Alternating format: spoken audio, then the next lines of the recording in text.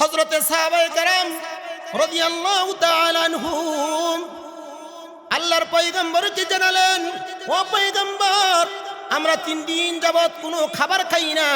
3 দিন যাবত খাবার না খাওয়ার কারণে পেটটা একেবারে পিঠের সাথে লেগে গিয়েছে।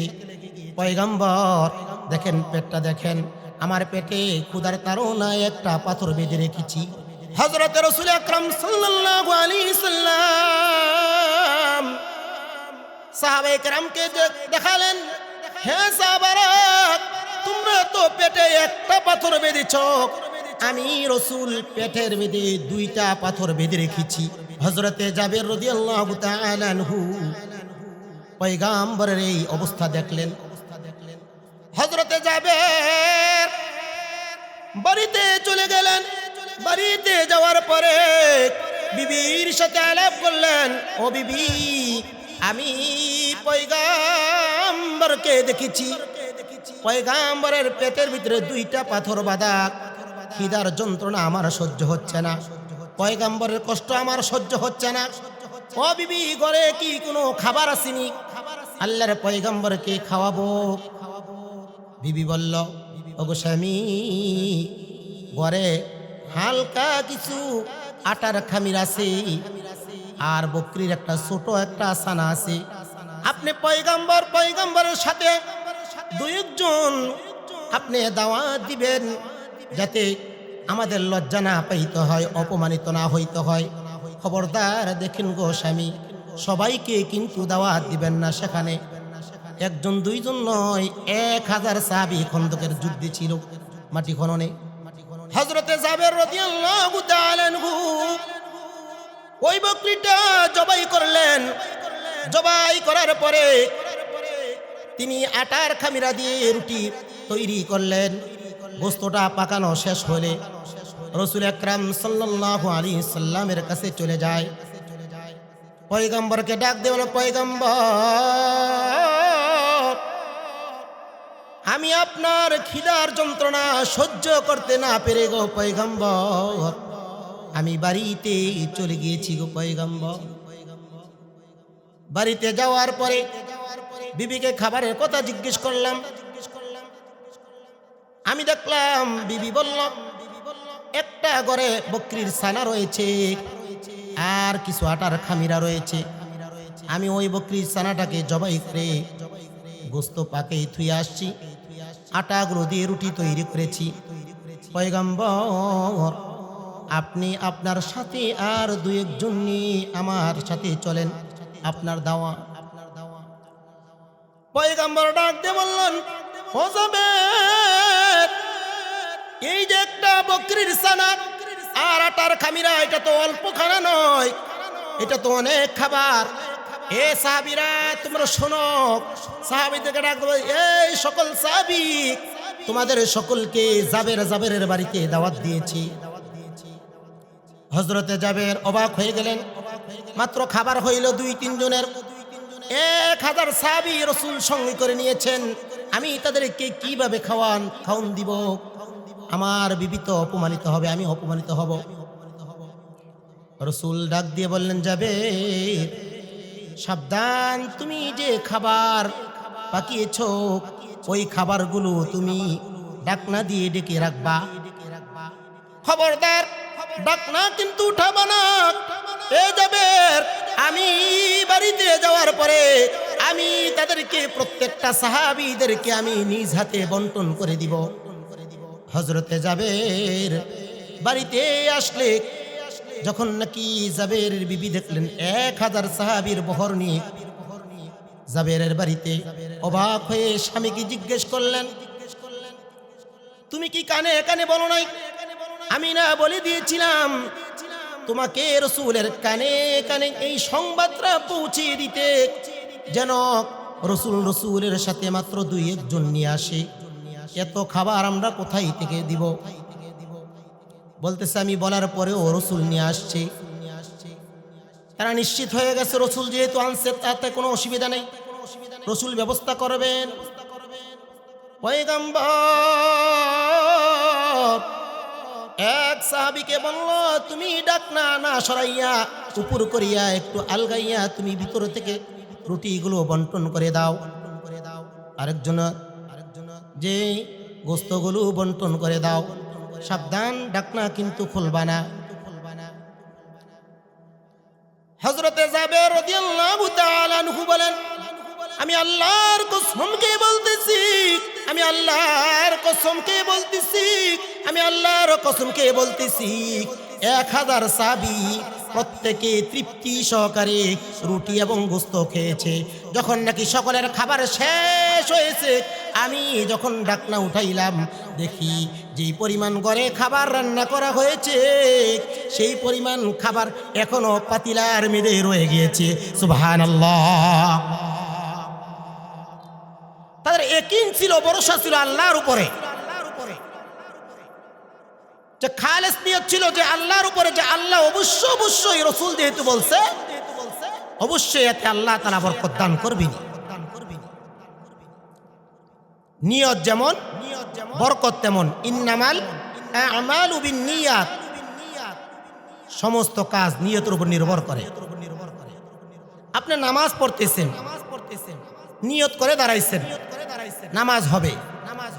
আপনি নিয়ত করেন নাই, ধরেন কোন একান্তে কেউ চুরি করে আসলো, হঠাৎ করে মসজিদ পাইলো, তো চোরকে দৌড়ানো দিল, তো চোর মসজিদ দেখে সাথে ঢুকে হাত বেঁধে ফেলছে, সব মুসল্লিদের সাথে যা করার সব করছে, বলেন নামাজ হবে? কারণ তার নিয়ত ঠিক নাই। এই জন্য 1 নম্বর বলছিলাম, তাকওয়া অবলম্বন করতে হবে কার? ভয় অবলম্বন করতে হবে কার? দুনিয়ার মানুষের না, একমাত্র আল্লাহর, একমাত্র আল্লাহ। আজ আমরা রিজিকের ভরসা করি কামাইয়ের উপর, যার কারণে আমাদের কামাই রুজি তো ঠিক করি, কিন্তু তাতে বরকত হয় না। যে ব্যক্তির 20,000 টাকার বেতন, সে মনে করে আমার 30,000 টাকা যদি হইতো তাহলে ঘরের সমস্ত খাবার পূর্ণ হয়ে যেত। তার 30,000 টাকা পূর্ণ হয়ে গেল, বেতন ধরা হলো 30,000 টাকা দিয়ে, এখন কি হচ্ছে না, তার সংসার চলতেছে না। সে বলতেছে যদি আমার 40,000 টাকা বেতন হয় তাহলে মনে চলবে। এইভাবে তার বেতনের হার বাড়তে থাকে আর তার সমস্যা বাড়তে থাকে। এজন্য যখন আমি আল্লাহর উপর, আল্লাহকে ভয় করব, বরকত দিবেন কে? আমার আল্লাহ তাআলা বলেন, ওয়ালাউ আন্না আহলাল কুরা আমানু ওয়াত্তাকাউ লাফাতাহনা আলাইহিম বারাকাতিম মিনাস সামা। আমার আল্লাহ তাআলা বলেন, যদি অধিবাসীগণ মানুষ ঈমান গ্রহণ করত, ওয়ালাউ আন্না আহলাল কুরা আমানু ওয়াত্তাকাউ লাফাতাহনা, এবং আল্লাহকে ভয় করত, তাহলে আমি আল্লাহ তাআলা তাদের জন্য আসমান ও জমিনের সমস্ত কল্যাণের দরজাগুলো, সমস্ত বরকতের দরজাগুলো আমি মানুষের জন্য খুলে দিতাম। সুবহানাল্লাহ।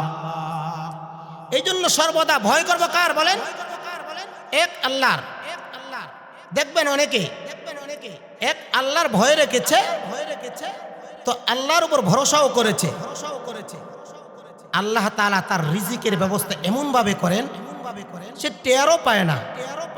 নদীতে মাছ ধরতে গেছে, বাড়িতে কোনো খাবারের ব্যবস্থা নাই, এক রাত্রে তার জালের ভিতরে মাছের এত বড় বাহিনী পড়েছে যে এক রাত্রে সে 1,00,000 টাকার মাছ পেয়েছে।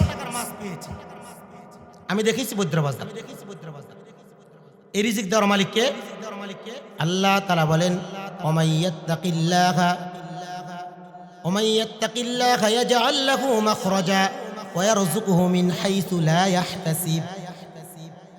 যে আল্লাহকে ভয় করবে তার সমস্ত সংকট থেকে তাকে হেফাজত করবে।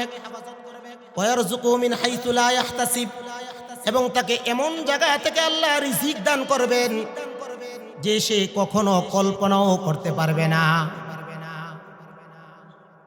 সে বুঝতেই পারবে না। এই জন্য সবসময় ভরসা করব একমাত্র আল্লাহর উপর, আর কোনো মাখলুকের উপর যেন ভরসা না করা হয়। মানুষ এখন বড় নেতা দেখলে, কোনো ব্যক্তিত্ব দেখলে তাকে এমনভাবে সম্মান করা হয়, সম্মান তো ভালো জিনিস করবেন, কিন্তু এমন সম্মান যেন না হয় যেখানে আল্লাহর উপর, ইসলামের উপর আঘাত আসে। আগে ইসলাম, পরে সম্মান, আগে দিন, পরে ব্যক্তি। তো বরকত লাভের এক নম্বর উপায়, নিজের জীবনের সফলতা আনার জন্য এক নম্বর উপায় হলো সর্বদা ভয় করব কার? ভরসা করব কার? 2 নম্বর বরকত হাসিলের জন্য 2 নম্বর উপায় হলো বেশি বেশি রসুলের উপর দুরূদ পড়া। কি পড়া? দুরূদ শরীফ পারেন না আপনারা? দুরূদ শরীফ পড়া। এই দুরূদ শরীফ আল্লাহ নিজে আল্লাহর রসুলের উপর পড়েছেন, ফেরেশতাগণ পড়েছেন। আল্লাহ তাআলা বলেন তোমরা ঈমানদাররাও পড়ো। ইন্নাল্লাহা ওয়া মালাইকাতাহু ইউসাল্লুনা আলান নবী ইয়া আইয়ুহাল্লাযীনা আমানু সাল্লু আলাইহি ওয়া সাল্লিমু তাসলিমা। দুরূদ শরীফ বেশি বেশি পাঠ করা। কোন ব্যক্তি যদি দুরূদ শরীফ পাঠ করে দুনিয়ার আগুন তার জন্য হারাম হয়ে যাবে। বলেন সুবহানাল্লাহ। যদি কোনো ব্যক্তি, শুধু ব্যক্তি নয়, মাসের একটা ঘটনা আছে রসুলের জামানায়। 1 মাস শুধু রসুলের এক ব্যক্তি দুরূদ পাঠ করেছিল, আর রসুলের এই দুরূদটা এই মাসটা শ্রবণ করেছিল। এই মাস যখন নাকি কিনে আনা হলো, চুলায় দেওয়া হলো, চুলায় দিতে দেরি হয়, আগুনটা বন্ধ হইতে দেরি হয় না। 1 বার 2 বার কয়েকবার চেষ্টা করার পরও আগুন জ্বালাইতে পারে না। রসুলের কাছে দৌড়ে গেলে রসুল বলেন এই মাসটা আমি রসুলের দুরূদ এক ব্যক্তির মুখ থেকে, জবান থেকে শুনেছিল, এই জন্য আমার আল্লাহ তাআলা দুনিয়ার আগুন এই মাসের জন্য হারাম করে দিয়েছে। এই জন্য বেশি বেশি যদি আমরা তো রসুলের উম্মত, আমরা যদি রসুলের উপর দুরূদ পড়ি তাহলে আল্লাহ তাআলা বলেন, আল্লাহ তাআলা আমাদের জন্য জাহান্নামের আগুনকে হারাম করবেননি, জাহান্নামের আগুনকে হারাম করে দিবেন। আর কে বাশদ আমলে সুল্লু মুদাম, আর কে বাশদ আমলে সুল্লু মুদাম, এত শুধু যুকসুদ বরুয়ে হারাম। আর কে বাশদ আমলে সুল্লু মুদাম, আর কে বাশদ আমলে সুল্লু মুদাম, এত শুধু যুকসুদ বরুয়ে হারাম, এত শুধু যুকসুদ বরুয়ে হারাম। দুনিয়ার কোন মানুষ যদি নাকি আল্লাহর পয়গম্বরের উপর নিয়মতান্ত্রিক ভাবে দুরূদ শরীফ পাঠ করে, আমার আল্লাহ তাআলা তার জন্য জাহান্নামের আগুনকে হারাম করে দেবেন। বলেন না সুবহানাল্লাহ। এই দুরূদ শরীফের অনেক ফজিলত রয়েছে। হযরত আলী রাদিয়াল্লাহু তাআলা আনহু একবার খানায়ে কাবার সামনে বসে রয়েছেন, আর একজন ভিক্ষুক মক্কার নেতৃস্থানীয় লোকদের কাছে এসে বলতেছে, ও ভাই, আমি একজন ভিক্ষুক মানুষ, আমার ঘরে কোনো খাবার নাই, আপনারা যদি কোনো টাকা পয়সা দেন তাহলে আমি এতে টাকা পয়সা দিয়ে চাউল ডাউল এবং আমি আটা কিনবো, আমার সন্তানদেরকে রান্না করে খাওয়াবো। এই শয়তানদের মধ্যে, মক্কার নেতৃস্থানীয় লোকদের মধ্যে একজন ছিল আবু জাহেল, উতবা, সাইবা। তারা সেখানে বসা ছিল। তারা ঠাট্টা স্বরূপ বলতে লাগলো, এ ভাইরা শোনো, তাকে আমরা কি দিব না, কোনো ভিক্ষা দিব না, বরঞ্চ আলীর কাছে পাঠিয়ে দেই, আমরা একটু তার সাথে রসিকতা করি। ভিক্ষুকে বলতেছে, ভিক্ষুক, ওই যে একটা লোক দেখা যায় বসে রয়েছে, আমরা দিলে আর কি দিব, আমাদের কাছে অল্প জিনিস আছে, অল্প টাকা পয়সা আছে। ওই যে লোকটা দেখা যায়, তোমরা তার কাছে যাও, তোমাকে অনেক টাকা পয়সা দিবে। ভিক্ষুকটা চলে গেল হযরত আলী রাদিয়াল্লাহু তাআলা আনহুর কাছে। হযরত আলী কাছে যখন গেল, আলীকে ডাক দিয়ে বলল, ভাই, আমাকে কিছু টাকা পয়সা দেন, আমি একজন ভিক্ষুক মানুষ, আমার সন্তানগুলো অনাহারে আছে, আপনি যদি কিছু টাকা পয়সা দেন তাহলে আমি আমার সন্তানদেরকে চাউল ডাউল, আমি আটা কিনে আমি সন্তানদেরকে খাওয়াইব রান্না করে। হযরতে আলী রাদিয়াল্লাহু তাআলা আনহু বলেন, হে ভিক্ষুক ভাই, তোমাকে এখন এখানে কে পাঠিয়েছে আমাকে একটু খোলাসা করে বলো। এখানে কোনো গাবলা আছে, তোমাকে কি পাঠিয়েছে বলো। ভিক্ষুক বলতেছে, ওই যে মক্কার লোকগুলো বসে রয়েছে তারা আপনার কাছে আমাকে পাঠিয়েছে। আপনি নাকি অনেক টাকা পয়সার মালিক, আপনি অনেক টাকা পয়সা দিবেন আমাকে, এই জন্য তারা আমাকে এখানে পাঠিয়েছে। হযরতে আলী রাদিয়াল্লাহু তাআলা আনহু দুখানা চোখের পানি ছেড়ে আল্লাহর কাছে কেঁদে কেঁদে কেঁদে বলে, ওগো আল্লাহ, ও মালিক, তুমি তো জানো আমার ঘরেই অভাব চলতেছি, আমার ঘরেই কোনো খাবারের ব্যবস্থা নাই। হে মালিক, আমি এখানে বসে বসে গো মালিক তোমার পেয়ারা দুস্ত পেয়ারা হাবিব রাসূল আকরাম সাল্লাল্লাহু আলাইহি সাল্লামের উপর আমি দুরূদ পড়তেছিলাম। বলেন, দুরূদ পড়লে সওয়াব হয় না গুনাহ হয়? শুধু সওয়াব হয় এমন নয়, একবার দুরূদ শরীফ পাঠ করলে আমার আল্লাহ তাআলা তার উপর 10টা রহমত নাজিল করেন, সুবহানাল্লাহ। এবং 10টা গুনাহ আল্লাহ তাআলা মাফ করে দেন, বলেন সুবহানাল্লাহ। 10 গুণ তার মর্যাদা আল্লাহ তাআলা বৃদ্ধি করে দেন, সুবহানাল্লাহ। এজন্য সময় যখন পাইবেন সারাক্ষণ দুরূদ শরীফ পড়েন। দুরূদ শরীফ পড়লে কখনো আপনি ক্ষতিগ্রস্ত হবেন না, বরং আল্লাহ আপনার কামাই রুজিতে বরকত দান করবেন, হায়াতে বরকত দান করবেন, রিজিকে বরকত দান করবেন, সন্তানগুলোকে সুসন্তান বানিয়ে দিবেন। এবার হযরতে আলী রাদিয়াল্লাহু তাআলা আনহু আল্লাহকে ডাক দিয়ে বলল, ও আল্লাহ, আমার কাছে তো কোনো টাকা পয়সা নাই, আমার নিজের ঘরেই অভাব চলতেছে, আমি কোথায় থেকে তাকে টাকা পয়সার ব্যবস্থা করে দিব? হে আল্লাহ, আমি তোমার পয়গম্বরের দুরূদ শরীফটা পড়ে তার হাতে ফু দিব, তার হাতে কি দিবা না দিবা এটা তোমার অধীনে।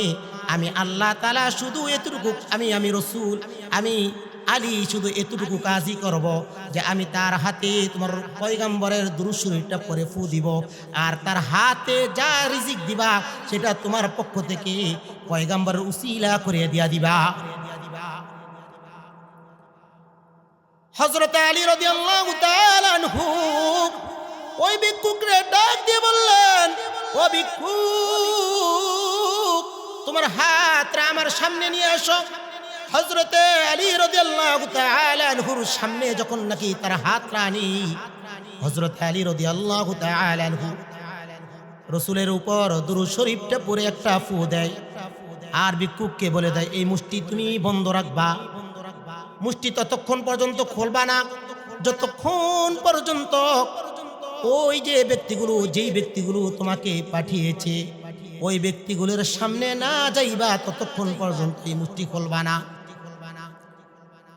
ভিক্ষুক সাথে সাথে সঙ্গে সঙ্গে চলে গেল। ওই ব্যক্তিদের কাছে যাওয়ার পরে ওই আবু জাহেল, উতবা, শাইবা তারা জিজ্ঞেস করলো, ও ভিক্ষুক ভাই, তোমাকে আলী কি দিয়েছে? ওই ব্যক্তিটা কি দিয়েছে? ভিক্ষুক বলতেছে, আমি যখন নাকি তার সামনে গেলাম, আমি দেখলাম সে তার এক রসুল নাকি আছে, ওই রসুলের উপর দুরূদ শরীফ পড়ে আমার হাতে একটা ফু দিলেন, আর বলছেন তোমার মুষ্টিটা বন্ধ করে রাখবা, যতক্ষণ পর্যন্ত আপনাদের নিকট না আসবো, বলে দিয়েছি ততক্ষণ পর্যন্ত যেন মুষ্টি না খুলি। এবার বলতেছে, ঠিক আছে, তুমি তো আমাদের কাছে চলে আসলা, এখন তোমার মুষ্টিটার হাতটা খুলে দাও, দেখি তোমার হাতে আলী কি দিয়েছে। সে নিজেই তো অভাবের ভিতরে আছে, তার নিজেরই তো কোনো টাকা পয়সা নাই, কোনো খাবারের ব্যবস্থা নাই, সে কোথায় থেকে কি দিবে? তখন ভিক্ষুক যখন নাকি হাতটা খুলল, হাতটা খুলতে দেরি হয়, তার হাতের ভিতরে দেখে দামি দামি স্বর্ণ মুদ্রাগুলো চেয়ে রয়েছে। সুবহানাল্লাহ। এই আবু জাহেল, উতবা, সাইবা তারা অবাক হয়ে গেল। তারা বলতে লাগলো, হযরত আলীর নিজের ঘরেই তো কোনো খাবারের ব্যবস্থা নাই, সে কোথায় থেকে এত দামি দামি মুদ্রা পেয়েছে? এই আমাদের এখান থেকে দুইজন যাও, তাকে জিজ্ঞেস করো কোথায় থেকে এই সমস্ত জিনিসগুলো সে পেয়েছে। হযরত আলী রাদিয়াল্লাহু তাআলা আনহুর কাছে দুইজন লোক পাঠিয়ে দিয়েছে। দুইজন লোক যখন নাকি গেল, তারা যখন জিজ্ঞেস করলো, তখন আলী রাদিয়াল্লাহু তাআলা আনহু বলল, আমার কাছে কোনো জিনিসই ছিল না, আমি রাসূলের বসে বসে দুরূদ শরীফ পাঠ করতেছিলাম। আমি এই ভিক্ষুক যখন আমার কাছে চাইলো, আমি রাসূলের উপর দুরূদ শরীফ পড়ে তার হাতে ফু দিলাম। দুরূদ শরীফ রাসূলের পড়েছি, রাসূলের এই দুরূদের উসিলা করিয়া তার হাতে আল্লাহ তাআলা স্বর্ণ মুদ্রা তার হাতে পৌঁছে দিয়েছেন। সুবহানাল্লাহ। ওই দুইজন লোক, ওই দুইজন কাফের ব্যক্তি যখন নাকি এই কথা শুনলো, হযরত আলী রাদিয়াল্লাহু তাআলা আনহুর এই কারামত দেখলেন, তারা সঙ্গে সঙ্গে পড়ে নিয়েছে লা ইলাহা ইল্লাল্লাহু মুহাম্মাদুর রাসূলুল্লাহ সাল্লাল্লাহু আলাইহি ওয়াসাল্লাম। সকলে বলেন সাল্লাল্লাহু আলাইহি ওয়াসাল্লাম। যখন রসুলের নাম আসে তখন সাল্লাল্লাহু আলাইহি সাল্লাম বলতে হয়, কারণ হাদিস শরীফে আছে ইয়াহসাবুল মুমিনু মিনাল বাখলি ইদা যুকিরা ইনদাহু ফালাম ইউসাল্লি আলাইয়া।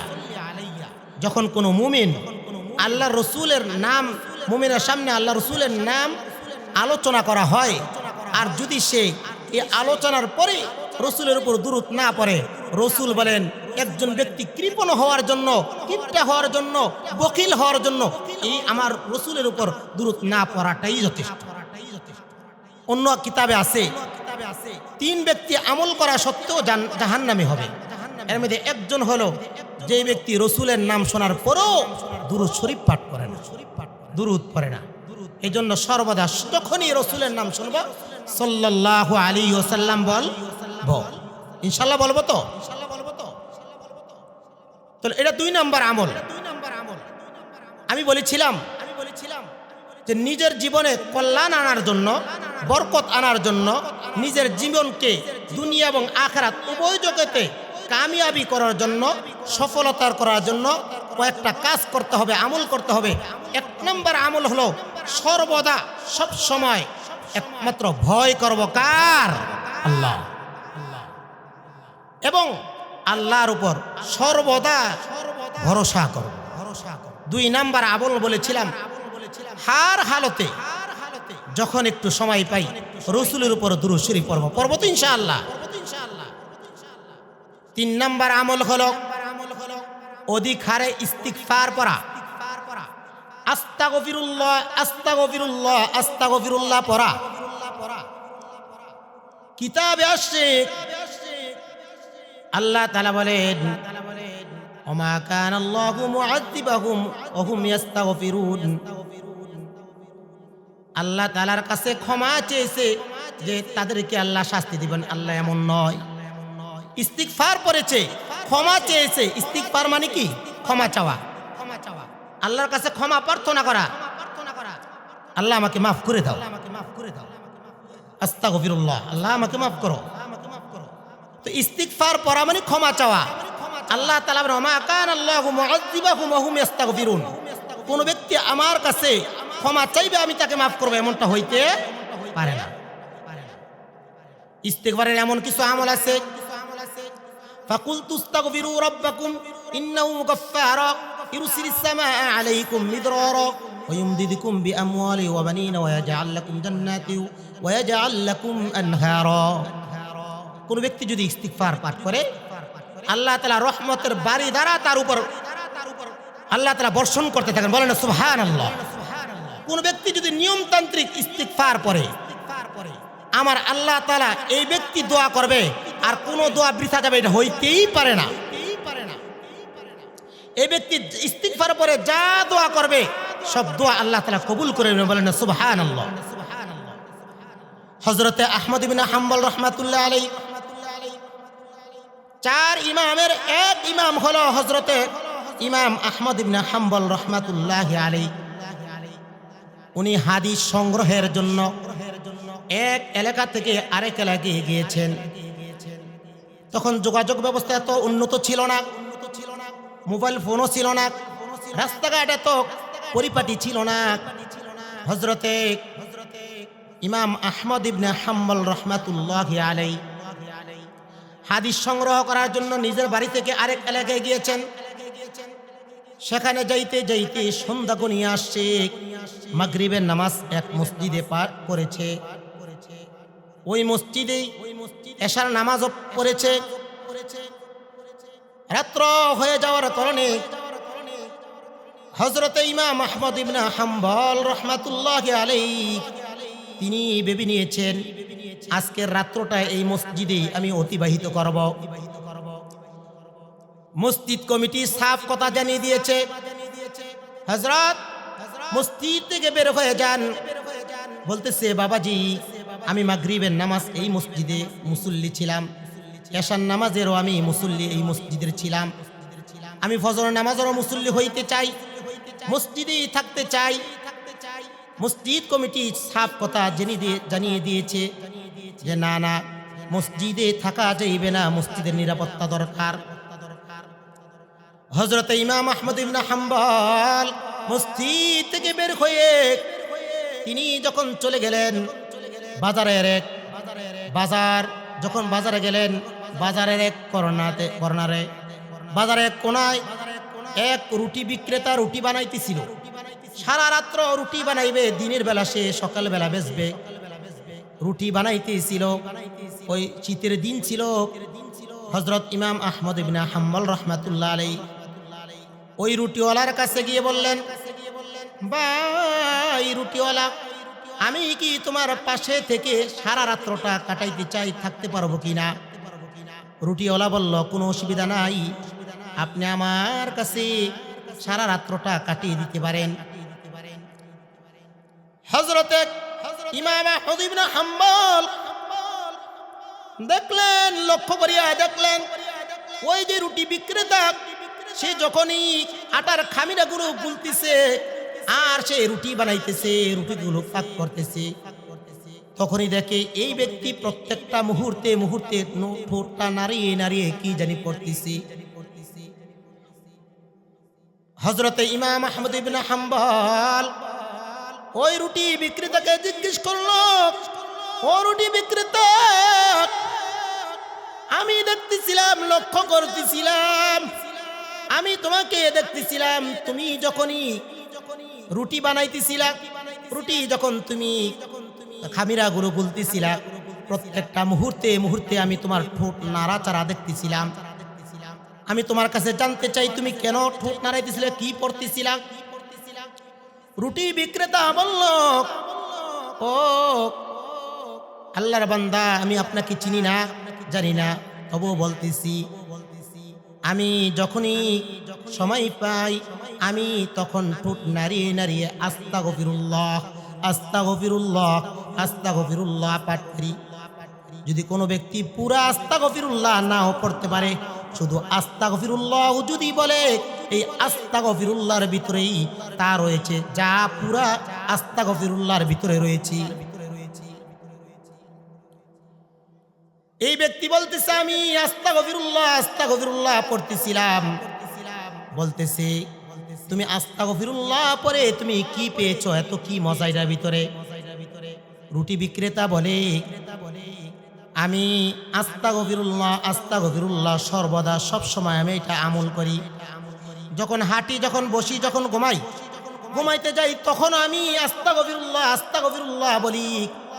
আমি আস্তাগফিরুল্লাহর কারণে বিনিময় আমি যতগুলো আল্লাহর কাছে দোয়া করেছি, আমার আল্লাহ তাআলা ততগুলো দোয়াই কবুল করে নিয়েছেন। সুবহানাল্লাহ। তবে আমার একটা আফসোস, আমার একটা দোয়া এখনো কবুল হয় নাই। হযরতে ইমাম আহমদ ইবনে হাম্বল রাহমাতুল্লাহ আলাইহি জিজ্ঞেস করলেন, এমন কোন দোয়া, সব দোয়া তোমার কবুল হয়েছে, একটা দোয়া কবুল হয় নাই? রুটি বিক্রেতা বলতেছে, আমি শুনেছি জানি এই যুগে একজন বড় একজন আলেম আছে, তার নাম হলো ইমাম আহমদ ইবনে হাম্বল। আমি আল্লাহর কাছে দোয়া করেছিলাম, ওগো আল্লাহ, আমি যদি এই আলেমকে সামনে পাই, আমি তার সাথে কোলাকুলি করব, মোলাকাত করব, আমি তার কপালে একটা চুমু দিব। হযরত ইমাম আহমদ ইবনে হাম্বল চোখের পানিটা ছেড়ে এই রুটি বিক্রেতাকে বলতেছে, রুটি বিক্রেতা, শুনে রাখো ভাই, আমার আল্লাহ তাআলা তোমার এই দোয়াটাকেও কবুল করে নিয়েছেন। সুবহানাল্লাহ। আমি গোলাম ইমাম আহমদ ইবনে হাম্বল, আমি আল্লাহ তাআলা তোমাকে ইমাম আহমদ ইবনে হাম্বলের কাছে যেতে হবে না, আল্লাহ তাআলা নিজে তোমার কাছে ইমাম আহমদ ইবনে হাম্বলকে পৌঁছে দিয়েছেন। সুবহানাল্লাহ। এই হলো আস্তাগফিরুল্লাহর আমল। যদি কোনো ব্যক্তি আস্তাগফিরুল্লাহ এই আমল সর্বদা করে, আমার আল্লাহ তাআলা এই ব্যক্তি যা দোয়া করবে, আল্লাহ তাআলা তার সমস্ত দোয়াকে আল্লাহ তাআলা কবুল ও মঞ্জুর করে। বলেন আমিন। আযানের সময় হয়ে গেছে, এজন্য আমি যা বলেছিলাম যে একজন ব্যক্তির কল্যাণ আসার জন্য কয়েকটা কাজ। 1 নাম্বার কাজ হলো আল্লাহর উপর সবসময় ভরসা করব।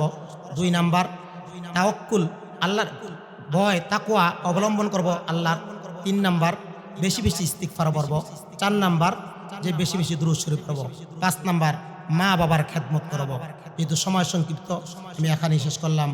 আমিন। ওয়া আখির দাওয়ানা আলহামদুলিল্লাহি রাব্বিল আলামিন। আসসালামু আলাইকুম ওয়া রাহমাতুল্লাহি ওয়া বারাকাতুহু।